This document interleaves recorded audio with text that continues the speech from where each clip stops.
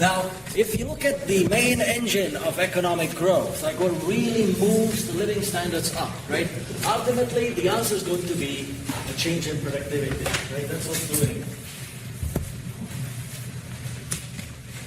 Economic growth, right, is a result of increasing productivity, the ability to make more and more out of less and less, right? Now, the sources of this increased productivity, various people have proposed various ways. Division of labor was Adam Smith's old idea, that whole pin factory thing, economies of scale, the fact that you run large runs, and then on a sort of per unit basis, you basically introduce some savings, and so out of less and less you can produce more and more. Specialization and exchange and trade, David Ricardo, an economist of one generation after Adam Smith sort of figured out the basics of trade. But the fact is, all of these are ultimately easily exhausted, but they run into diminishing returns very quickly, right? One thing that keeps on giving, right? And that's invention and innovation. And so let me show you how innovation is a really curious thing.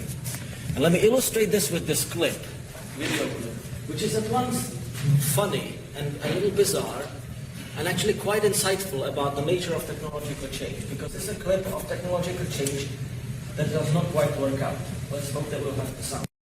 I mean, think about this, right? So here's a guy who's an inventor, and just in the context of it, it's clear that these inventions sort of don't make any sense. They're like, we know that these inventions are useful, but they're completely incomprehensible to them, right? It's that they're out of step, they're out of context. So when we talk about inventing new thing, it sounds simple and straightforward on the face of it, but actually it's a really, really complicated problem. It's a really tough thing. It's a really complex issue. So let me try to illustrate this with some more sort of real life, real history examples. So here's a question for you. Which invention has single-handedly made the Industrial Revolution possible? Any candidates? The watermill. The watermill actually dates back to the 7th century. So it's an important one, but it's not exactly Industrial Revolution stuff. The steam engine actually comes up quite often, right? So there's the power loom, a sort of textile invention, the cotton gin, which allowed the processing of cotton that would then give rise to the English, dark satanic mills. The canal navy that made the transportation cheaper. And the answer, of course, is that all of these answers are wrong, right? There is no particular one invention, right? What happens in Industrial Revolution is that it's a wave of gadgets. It's lots of stuff. There is invention and inventive activity taking place along many frontiers at the same time. And that's what makes it so special. So if you look at the sort of long course of history, right? Here we have these various flags are basically various intellectual achievements of humankind plotted against the rising population. And so this hockey stick, which is when the population as well as economic growth take off in the late 18th century, there also happens to be quite a proliferation of new ideas and new inventions, right? So it's a wave of gadgets. And if you look at this, there is the steam engine and the railroads, but there is also germ theory, which is a medical advance, right? There is the airplane, there is automobile, penicillin, DNA, all sorts of stuff, right? So it's not just one thing that makes it happen. But steam engine still somehow usually gets the pride of place. It's most likely to be associated with the Industrial Revolution. It's the age of steam, blah, blah, blah. And usually the man who is credited with all of that is this guy, and his name is, anybody? It's not George Washington. This is James Watt, right? He gets most of the credit, and that's because in 1769 he actually patented his newfangled, new and improved steam engine. He's also famous for his partnership with Matthew Boulton. Boulton and Watt, steam engines. If you wanted to buy a steam engine in 1700s, that's where you would go. And they would supply it to the whole wide world, right? They would even, export steam engines to America. I mean, imagine that in the, early 1800s that you would transport such a bulky thing across the Atlantic. But the point is that he actually did not invent the steam engine. He only invented one particular improvement, the separate condenser, which I'll get to in a minute. Well, the steam engines have been in place already since 1712, right? They were called the new common steam engines after their author. And so, he basically gets more credit than he deserves. And I want to sort of show you how we got to James Watt in the first place, right? The whole story actually begins already 100 years before him when this guy, Otto von Guericke from Magdeburg, demonstrated the power of atmospheric pressure. And he had these two teams of horses tied to this massive metal sphere that was hollow, and it was basically two hemispheres. And the air was pumped out of the inside. And he was trying to demonstrate that if you pump out the air, the horses will not be able to pull it apart. And they were not. It was like a big mirror, like, wow, this vacuum, it's not gonna be pulled apart. I mean, he demonstrated this in this way, the power of atmospheric pressure. And this is already 1656, right? So this is 100 years before James Watt. And then, this guy, Dennis Papin, invents the pressure cooker, where he basically discovers that if there is a pressure of steam inside this contraption, you need to put a little valve up there that's going to let off the steam, otherwise the steam is going to blow the whole thing up. But when he does that, he realizes that that little valve is basically moving up. Every time the pressure builds up inside, right, the pressure sort of lifts up the valve and then escapes, and then, it descends. And so he sees this upward motion. It's like, hey, this steam is actually doing work here, right? It's moving things up and down. If you have enough pressure, maybe you could move bigger objects. And so it turns out that, this can be used for motive power. And before long, in 1697, Thomas Savary, and we're still in France at this point, we're still on the continent, right? He invents the first steam engine called the miner's friend, which pumps out water out of mines and therefore prevents or helps against flooding of mines. That's why it's called miner's friend. Like, nobody wants to drown in a hole, 100 meters below surface. So these are sort of the first steam engines that appear. And at that point, they jump across the Atlantic, and we have Newcomen's atmospheric engine. So here you have a little gif of how it works, right? You would have water that boils up, the steam goes in, and the pressure moves the piston. And every, in a sort of coordinated fashion, there is this jet of cold water that always cools that steam in there. The steam condenses, and then the vacuum that results pulls the piston back down. And there you go. You have that motion upside down, and suddenly you have steam actually pulling quite a bit of load, right? And again, this was mostly used as pumps in mines. It would pump out water of mines so that they wouldn't get flooded. So here we have a Newcomen steam engine, a really big, bulky beast. But it's already working. It has like a massive efficiency of 1%. Right? You pour coal into this, and of all the energy embodied in that coal, 1% is doing useful work. This is sort of the rudimentary level of development that we have at this time. So that's Newcomen's atmospheric steam engine. This is 1712. And so, this is basically, these are the steps on which James Watt was building. His improvement was to introduce separate condenser. So unlike before, where you would have the cylinder where the steam would sort of come in hot and then it would be also cooled here, he basically has steam come in, do its work, and then it's sucked out through this vacuum pump which is connected to it. It's sucked out into here, and here it's condensed, right? So it's through this chamber that the vacuum is generated in all of this system, and then the downward pressure comes in. This is actually a huge improvement, because what it allows him is to keep this hot and keep this cold, as opposed to the other thing, the Newcomen engine, which had this cylinder changing temperature, which is a real strain on the material, right? And so he actually improves, by having that separate condenser, he improves the efficiency of the steam engine fourfold. So now we're on to 4% efficiency. But fourfold increase, that's actually a huge improvement, like fourfold improvement in productivity. So this is the reason why he gets all that credit. Because he improved the steam engine so significantly. And he wasn't done.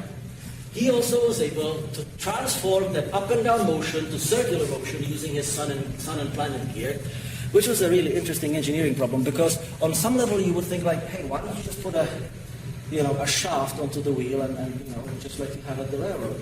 The reason why he didn't is because that was patented and he couldn't use it, right? He just wouldn't buy that. So he had to come up with something else, and so he came up with this thing. And that apparently was not an infringement of the patent, and so he could get that done. So now you have up and down motion transformed into circular motion too.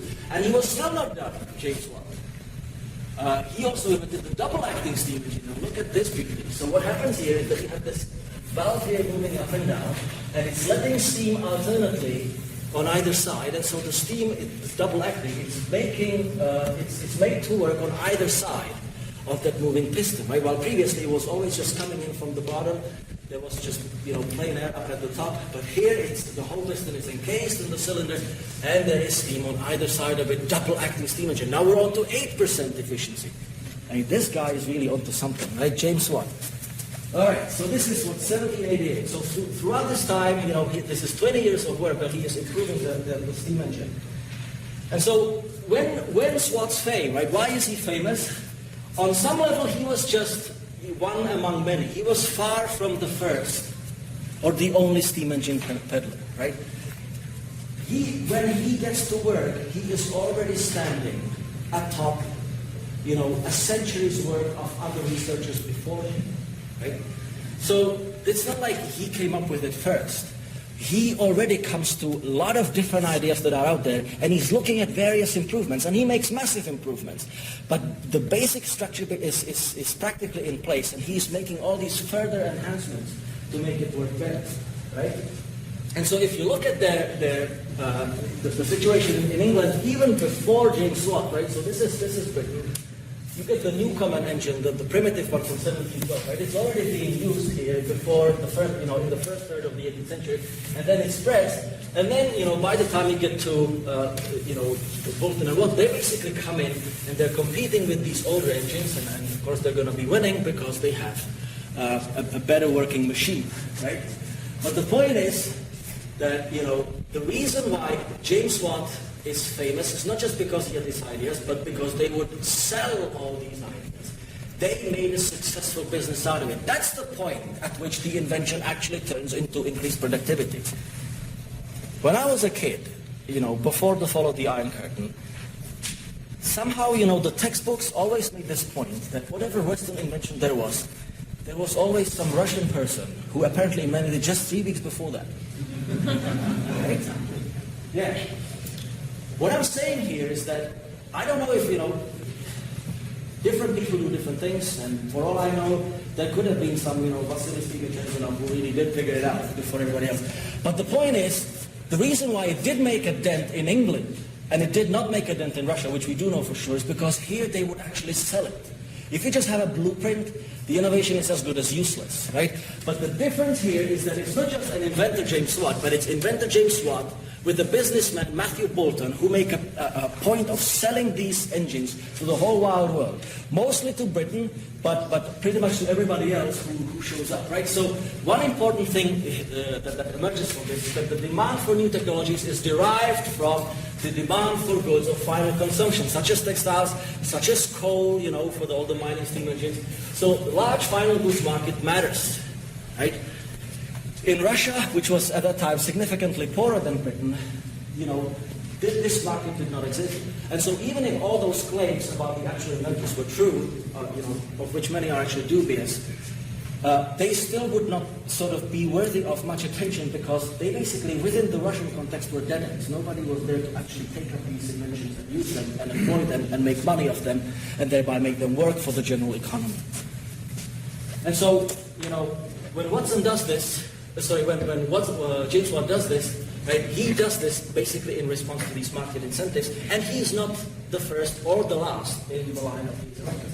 In fact, the story of steam engine continues, right? So here's a guy, Robert Trevithick, who decides to improve the steam engine further, and he invents this high-pressure Corey steam engine. And on the face of it, it looks pretty much the same.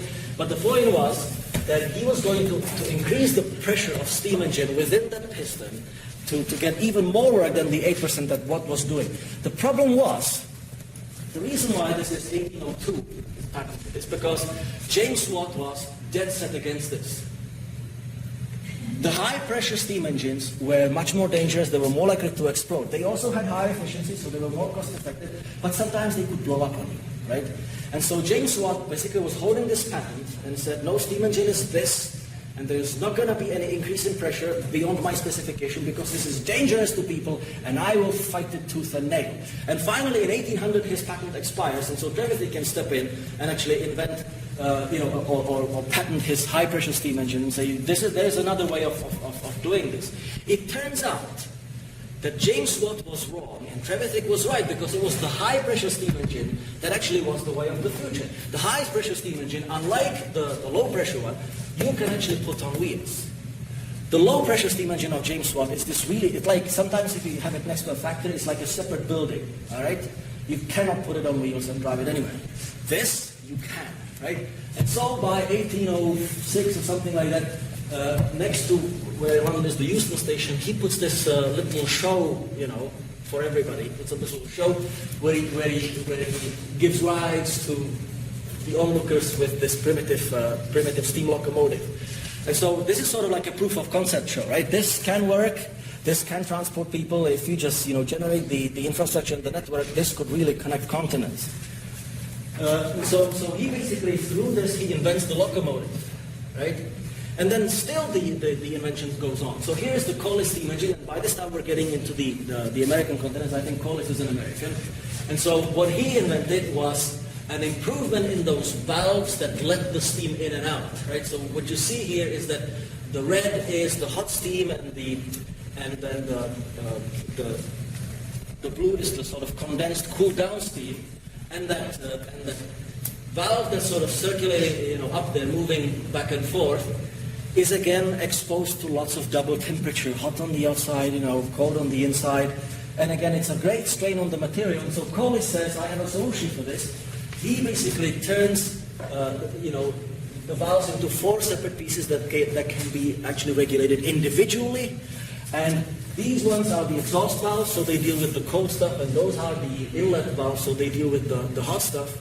Right? So you can sort of design them to specification there. They're also easily regulable individually, as opposed to the other one, which was one piece, and it was always had to move in a particular way. And so again, that increases the efficiency of the steam engine, so that by 1876, at the Centennial Exhibition, right, President Ulysses Grant comes to open this exhibition, and he opens it by switching on this steam engine that powers the whole exhibition. Again, as you can see, this was actually one of those more durable low-pressure steam engines that would be stationary and big, and actually would power the whole exhibition. So what happens here is that what you have is basically 2 centuries of gradual improvement of this one particular thing, right? The technological change is very incremental in nature, right? And so there is this thin red line between invention, which is like a big new concept, such as Otto von Guericke's idea that atmospheric pressure is powerful. When again, as a proof of concept, he has those 2 hemispheres that cannot be pulled apart. That's just a proof of concept. At that point, it's not useful, it's not productive or anything. It's just an interesting idea, right? But it's the innovation, the piecemeal incremental improvement that actually makes it practicable and employable, right? And so that has some interesting and important implications, right? One is Industrial Revolution is not really a place for hero worship, right? James Watt gets built up, but really there's like a whole stream of people on whose work he's relying on, and there's another stream of people who rely on his work in turn. So this hero worship, this was wrote down by a few people.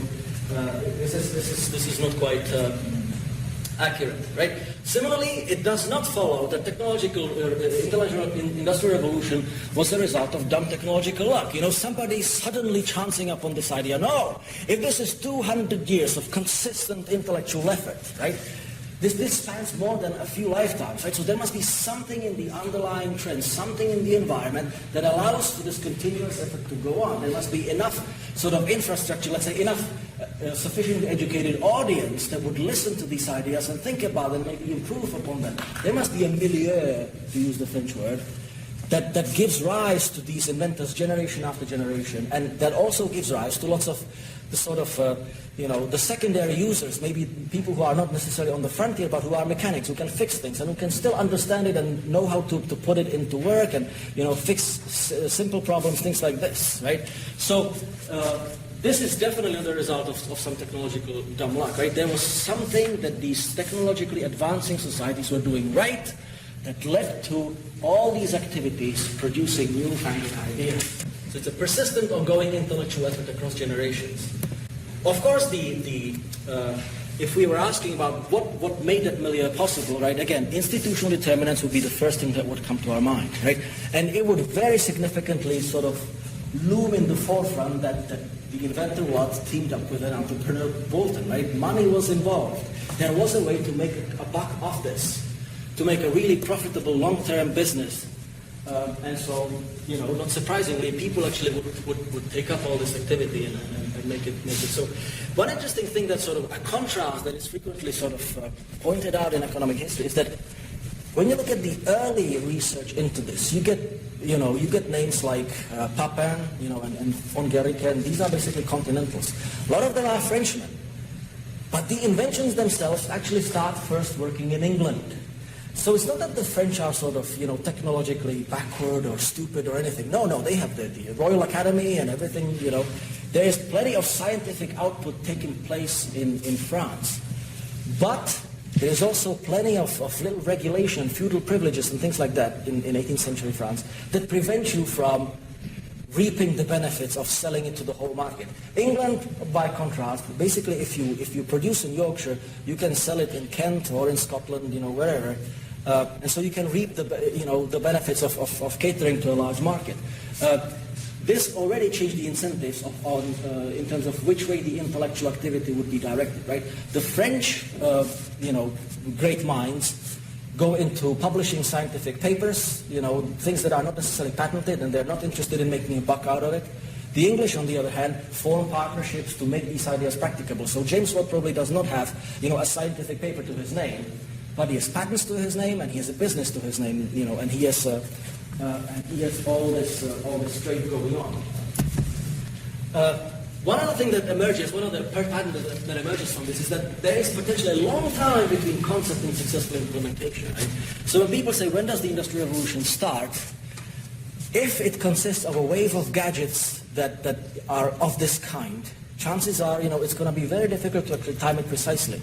It's more like this really gradual creep. Right? At first, maybe it's just really a few kind of bizarre things that don't make much sense to anybody outside, but gradually they build up, and suddenly, that 1% or 0.5% annual growth adds up to big differences if you have it go over a long period of time. Yes, one other thing that emerges from this, one other pattern, is that frontier research is inherently unpredictable, right? And so that's the reason why I brought up this discussion between James Watt and Robert Trevithick. These are both engineers. These are the people on the cutting edge. These are the people in the know. And yet, they have this complete falling out, and it's this established, prestigious, well-regarded James Watt who is wrong.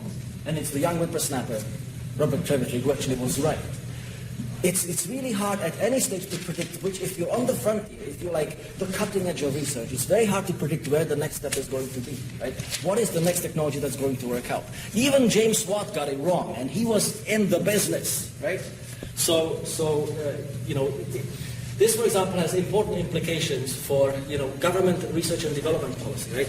If you set up a committee to devote resources to R&D, you're basically making a bet as to which way the research is going to go next. Chances are, if he got it wrong, you're going to get it wrong also. So most of the time when governments, spend money on R&D, inevitably has to be very clearly focused, and frequently they basically invest in guns that don't pan out or don't lead to anything. When you talk to economists, it's marginal this, marginal that, marginal everything. Why are we so obsessed about the margin? So here we have a steam engine, the first one that actually is practicable and employable. And of course it was not the first thing in the use of energy. We talked about the watermill, and in fact watermill historically was the main competitor of the steam engine. Now from an engineering point of view, an engineer is going to be mightily impressed with the steam engine, because for an engineer it's like, wow, you built this whole thing from scratch, right? Really, all these things need to come together to produce energy, right? But for an economist, the question is going to be, well, how significantly better is this new gizmo? Let's say the watermill has a productivity that you're going to call 100, some sort of baseline.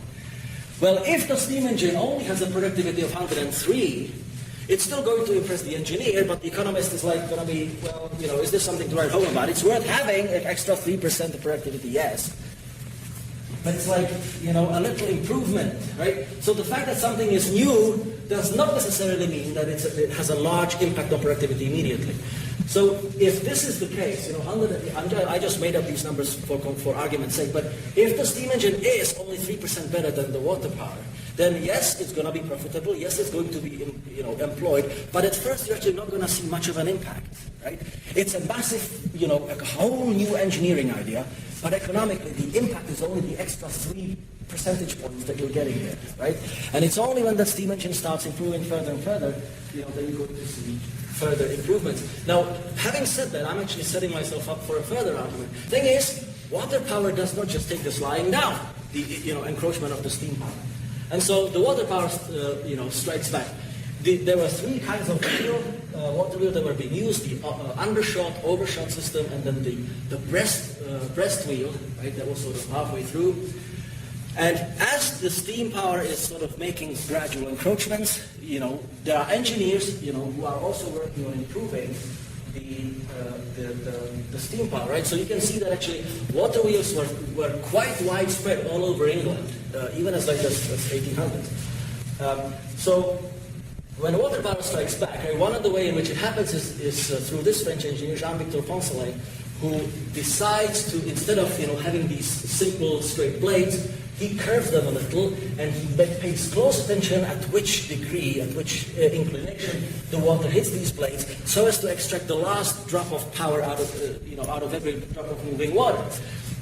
And so he increases, he doubles the efficiency of the undershot wheel. But it turns out that the frontier in water power lies somewhere else, right? This Hungarian guy, János Segler, toys in 1750s with this idea that if you have this hollow tube and you send water through this, and then you have these jets at the end, as the water is leaving, you know, it's sort of the whole thing is going to rotate. And this is the beginning of the water turbine, right?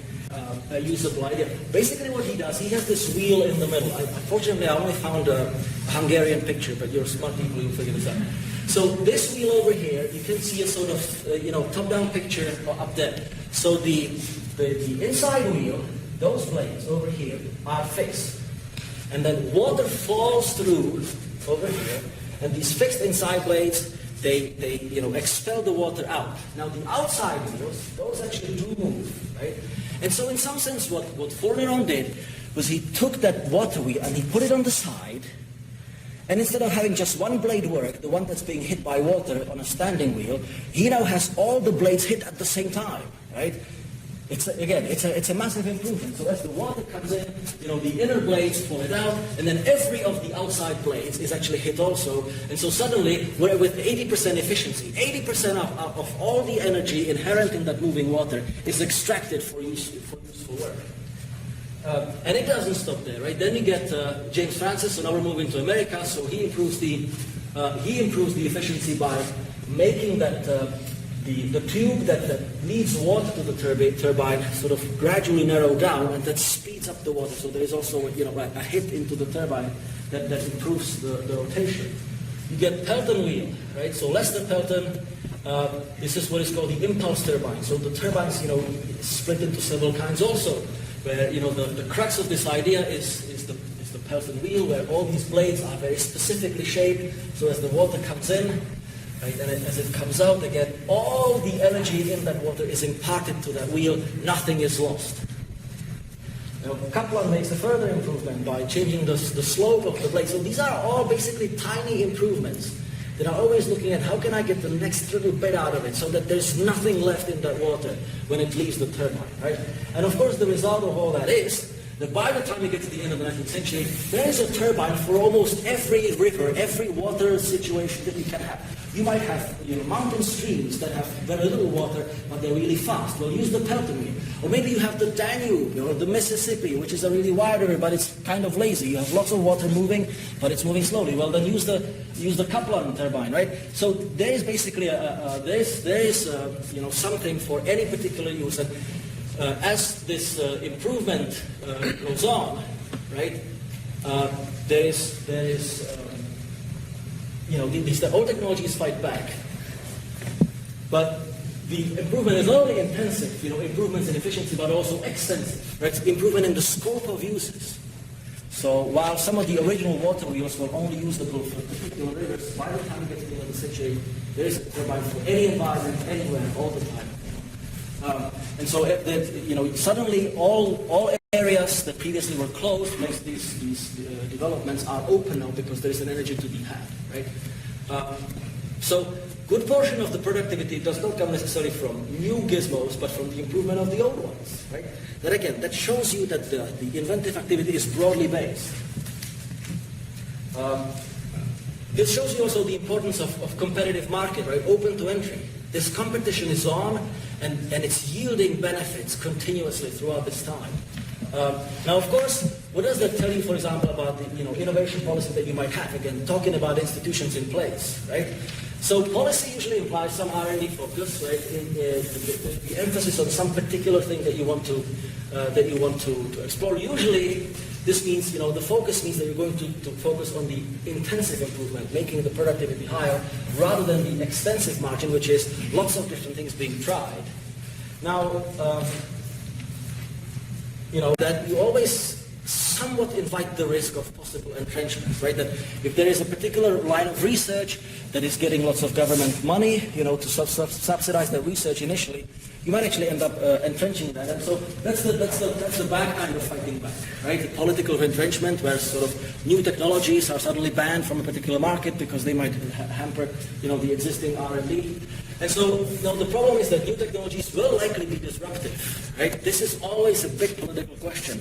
As you can see, I'm a complete cheerleader for new technological development, but this needs to be stressed, right? That the technologies do not only increase the size of the pie, but they also affect the division of the spoils, right?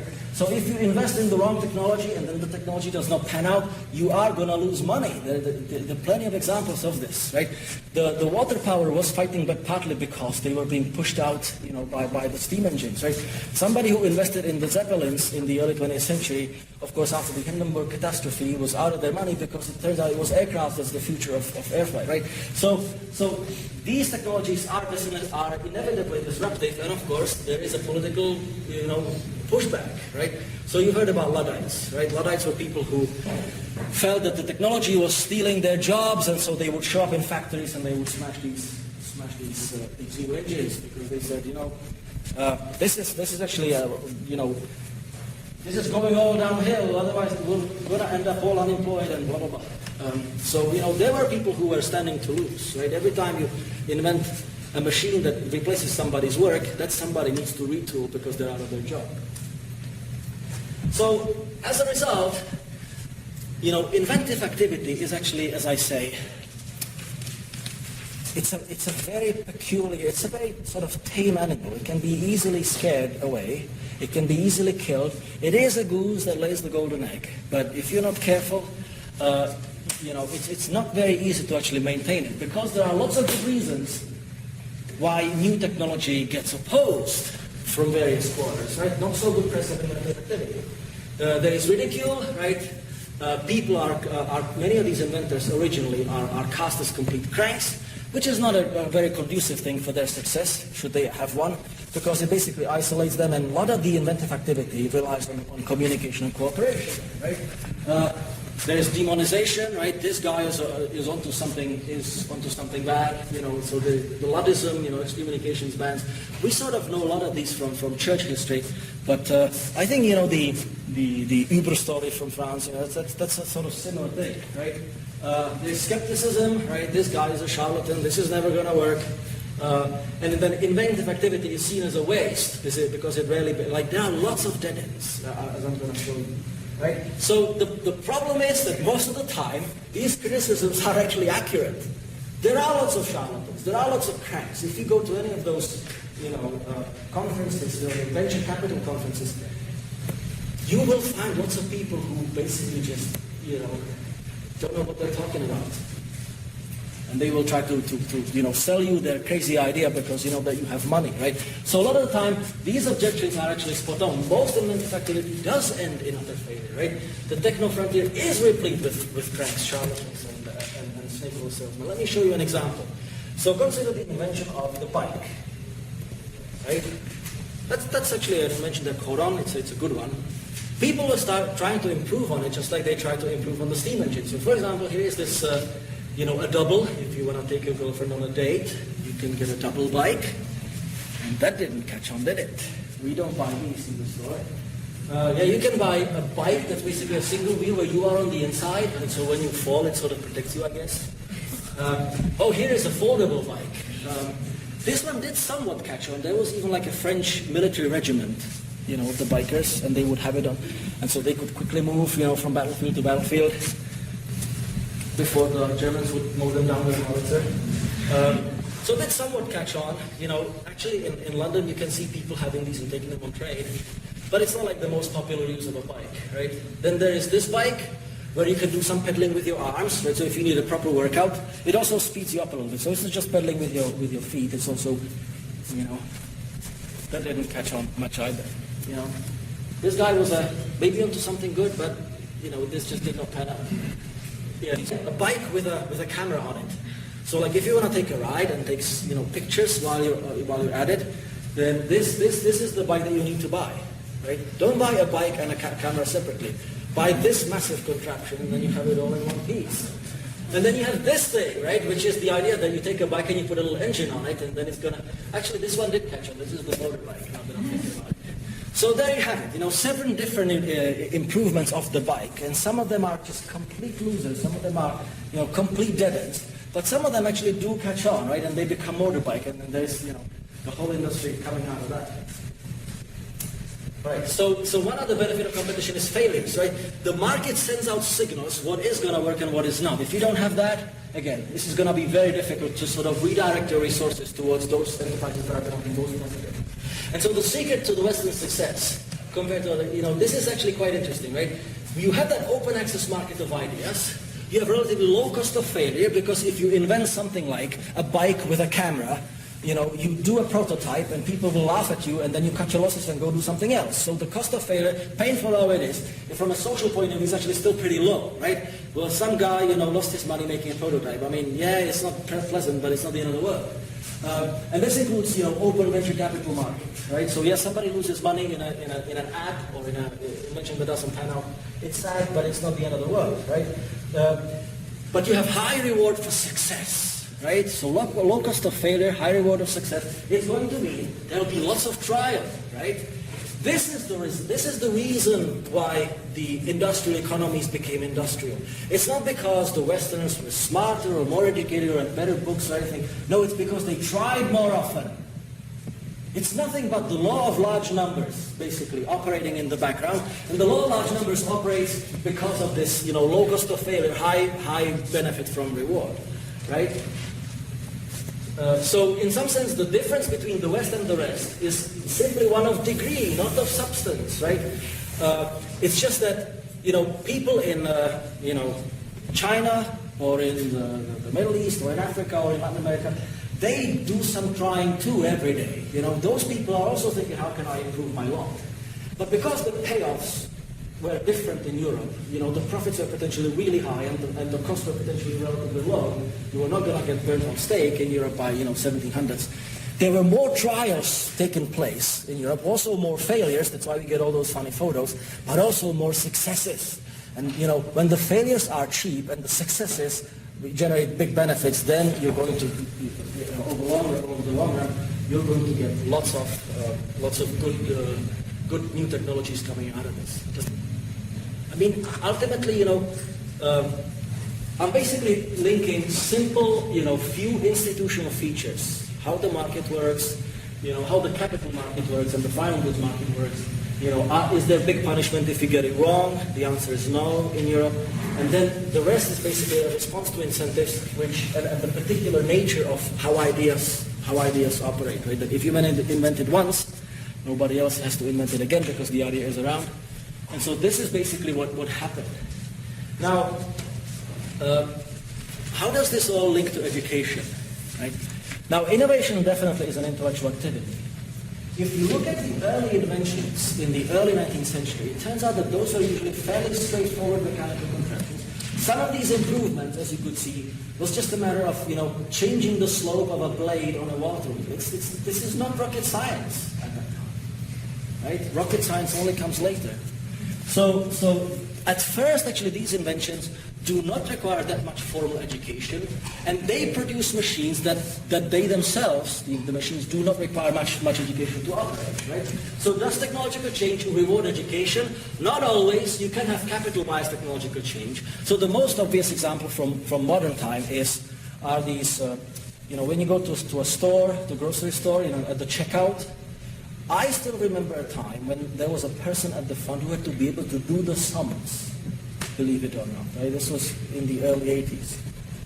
And today, this would obviously slow down the whole process, so the computer does it, there is the barcode reader, and in fact, in many stores, they're basically replacing all those, checkout people with machines where you do it all yourself, and, you do it quickly, and blah, blah, blah. So there is a technological invention that basically was dumbing down the work done at the checkout and then completely replacing the individual entirely, right? So you can have inventions that actually lead to de-skilling, right?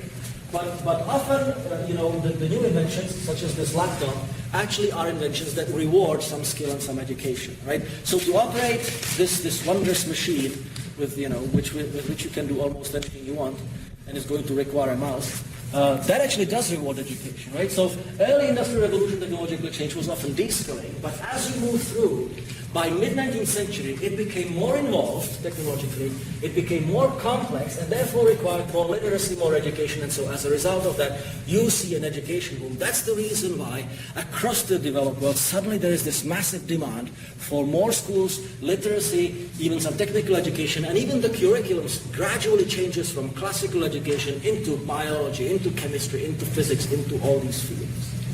Let me show you. So here, for example, is a graph that shows you the years of schooling by birth cohort for US, people who are born in the US, starting with the people born in 1870. And so we have 8 years of schooling for the people who were born in 1870 on average. And you can see how this basically grows significantly. So by the time you get to people born in 1980, those who are 35 today, so you can sort of argue that they are done with their educational career. That overall education has increased from less than 8 years, maybe 7, up to 15, right? So there is this massive boom in education, and this is just looking at basically what's post-secondary or secondary and post-secondary, right? If you start at 8. But of course, already before that, this is, for example, one policy response by individual government, right? This is the passage of initial compulsory schooling laws by individual states. So each dot here is a state legislating compulsory schooling on the primary level, and so basically starting in the mid-19th century, what you see is this sudden interest in making the kids go to school, and with that also comes the provision of these schools, because it turns out these machines, the modern industrial economy, and even the mechanizing agriculture, it's going to require people who actually are able to understand the physical basic level. They need to be able to read the manuals, they need to be able to write letters, that they need repairs, whatever, or, complain, things like this. So all this is basically leading to this response in terms of educational policy to bring about all these schools, right? So most of the improvement in education, right, in the elementary schools comes in the 19th century, especially towards the end. Basically, America is on the cusp of a big high school boom, right? So only 20%, by the time we get to 2000 suddenly, 25% of the population, I have only here, of course, because the ambition is always to take this number higher, but this is the highest number that you will find in history, right? Like, pretty much across the board, right? Tiny proportions of people would have completed university education before the 20th century, right? The fact that we're a quarter is quite significant, right? And here you can see how the high school enrollment changed basically throughout the 19th century, and it shows you both the U.S. figures and the West, North, Central. It turns out those were because of the competition for the new settlers coming in, many of the Western states were actually on the forefront of providing these educational establishments. But as you can see, the overall U.S. was basically following them with the trend, right? So there is this massive, with a blip during the Second World War, there is this massive increase throughout the 20th century of people coming into the high school, so that by the time we get to the end, we're basically looking at enrollment rates of 90%. Big, massive changes. This also means that the proportion of people who only have elementary school, going from 1915 to the end of the century, is declining, and so, the median, you could say, education suddenly is some college, while over there, even 100 years ago, median educational attainment was just simple high school. Now, why did we all do this? Because, this education, complementary to the technology, ultimately increased everybody's productivity, right? So that's what we see here. This is log labor productivity. So that's natural log of non-farm hourly labor productivity, right? And then you can see that it goes from 3.2 to 5.2. It basically means an increase by 2 means that it doubled twice, right? From 3.2 to 5.2. So these are big gains as a result of this education meeting technology. You can actually show that in growth accounting too, right? So if you look at why is the economy growing, right? So partly it could be because we have more land, or we have more labor, more people working, or because we have more capital, or because we have better technology and we have more education. And so if you split that, for the late 19th century and the first half of the 20th century, if you take the whole overall growth, right, of per capita. Of per capita income, right? Where is this coming from? Is it because we have more capital to work with, or because we have more land to work with, or is it because of technology, right? And it turns out that technology is more than half of it. And initially, technology is sort of broadly conceived as, intellectual stuff. This 57% consisted of a little bit of education, so a few people who were literate and were able to use it productively, and the rest was basically the steam engines and, the railroads and all that doing their shtick. By the time we get to the early 20th century, education suddenly becomes a much bigger part of the overall growth, even as technology is still actually quite significant, right? So what happens with this technological change is that it starts slowly, it improves incrementally, and gradually it moves into ever more sophisticated gizmos, the pinnacle of which is the computers, let's say. And as that changes, the requirements, the sort of demands on us, the users, also increase. We suddenly need to be more skilled, more flexible, sort of have better insight into what it does and what it doesn't do. And so education rises quite in logical correlation with our land. And so that's the conclusion that I have for you today, right? Successful technological change is a result of long-term, ongoing, persistent, incremental effort, right? Think about this. If you look at all the world's revolutions that really changed people's lives for the better, right? The political revolutions, such as the French Revolution or the Russian Revolution or the Chinese Revolution, they get lots of press, but oftentimes you find that it doesn't really change anything on the ground. But the Industrial Revolution, that is something that you can actually, see improving people's lives. It just really takes a long time of lots of little incremental changes. But when it's done, even the Joe Schmoes actually feel the effects of it. And, that's the reason why we can have all this, right? This is not some, chancy dumb luck. As I say, it was long-term ongoing effort. There must be something in the underlying institutional environment. The particular features that we would see operating here would be low-cost entry into the market, some protection of the currently marginal ideas so that the cranks don't get completely voted out of society.